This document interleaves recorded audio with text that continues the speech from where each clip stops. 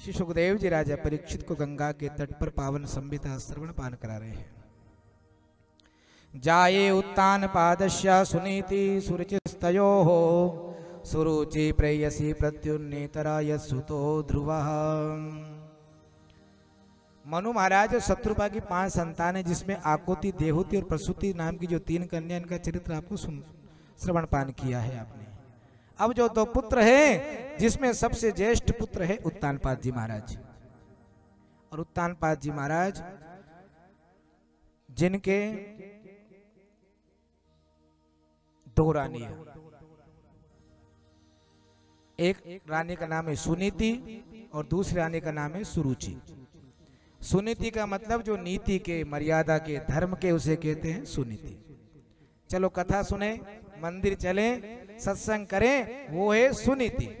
और सुरुचि का कथा में क्या है, भगवान के दर्शन से क्या होता है, अपन तो चलो सिनेमा हॉल पिक्चर देखते हैं, वो है सुरुचि।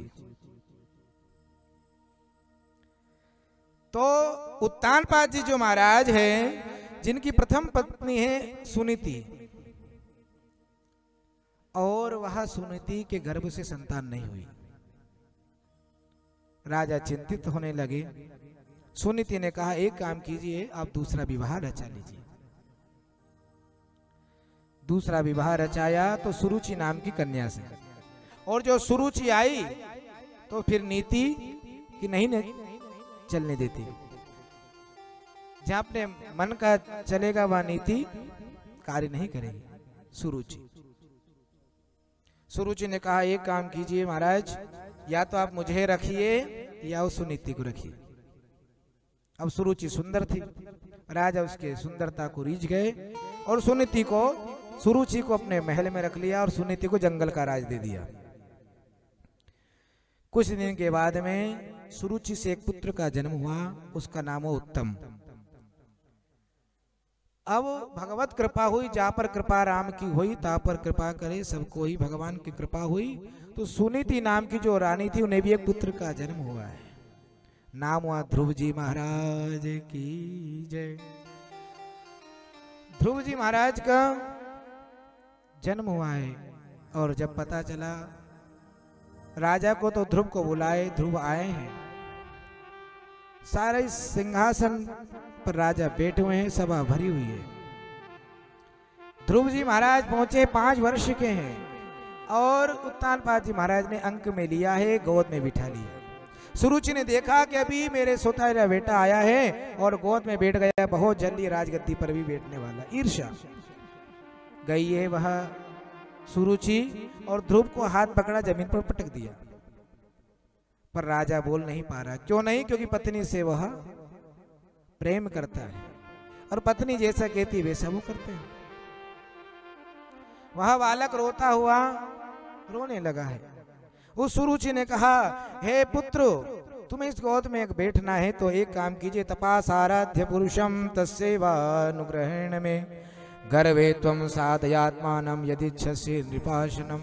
एक काम कीजिए कि पहले भजन कीजिए, और भजन करके परमात्मा मिले तो उनसे कहना कि मेरा दूसरा जन्म सुरुचि के गर्भ से हो, तब इस गोद में बैठ सकते हो। मानो आज वह सुरुचि भगवान से भी बढ़कर अपने गर्भ को मानती है। और वह बालक रोता हुआ गया है अपनी माँ के पास, माँ को समाचार सुनाया, बेटा अरे तू चिंता क्यों करता है, पिता से बढ़कर एक परम पिता और भी होता है, अगर तू उसकी गोद में बैठेगा तो तू भी तर जाएगा और मैं भी तर जाऊंगी। रात्रि में ही सुनीति ने अपने पुत्र को उपदेश दे दिया, जाओ बेटा और भगवान का भजन करो। पर आजकल हम क्या करते हैं, 2 साल 3 साल का बच्चा हुआ कि नहीं और इंग्लिश मीडियम में छोड़ दिया। कहां से संस्कार आएंगे? पढ़ सकता है पर गुण उसके अंदर नहीं आएंगे। आप मंदिर ले जाओगे नहीं, और आप समझो कि वो आपको रोटी दे तो नहीं देगा। वो बचपन में कम से कम 5-7 साल आप उसे धर्म क्षेत्र से जोड़े, उसे संस्कार जागृत कीजिए। जब संस्कार आएंगे तभी आपकी इंग्लिश काम में आएगी, नहीं तो फिर आने वाली नहीं है। बोले गोपाल कृष्ण भगवान की जय। ध्रुव जी महाराज गए हैं और अखंड तपस्या की है मथुरा में जाकर। 36,000 10,000 वर्ष तक तपस्या की है, फल स्वरूप भगवान प्रकट हो गए और 1 महीने तक तो केवल जल पिया और फिर दूसरे महीने में जल को त्यागा है, पत्ता ग्रहण करने लगे। 2 महीने तक पत्ते को पाया है, फिर पत्ते को भी त्याग दिया है ध्रुव जी महाराज ने, क्योंकि नारद जी ने उपदेश दिया था, नारद जी गुरु बन गए थे और उपदेश के फलस्वरूप कहा तुम तो भजन करते रहना, एक दिन नारायण के दर्शन अवश्य होंगे। और ध्रुव जी महाराज ने फिर पत्ते को भी त्यागना बंद कर दिया, के लोग तो वायु को भोजन रूप में ग्रहण कर रहे हैं। एक पैर पर खड़े हो गए, फिर और तपस्या बढ़ाई, अंगूठे पर खड़े हो गए, प्राणायाम चलाया, भगवान का ध्यान करने लगे। भगवान प्रकट हो गए हैं और जैसे ही भगवान प्रकट हुए हैं, भगवान को देखकर कहने लगा अब मैं भगवान का स्मरण कैसे करूं? अरे मेरी मैया ने यह नहीं बताया था कि भगवान मिल जाए तो भगवान का पूजन कैसे करें।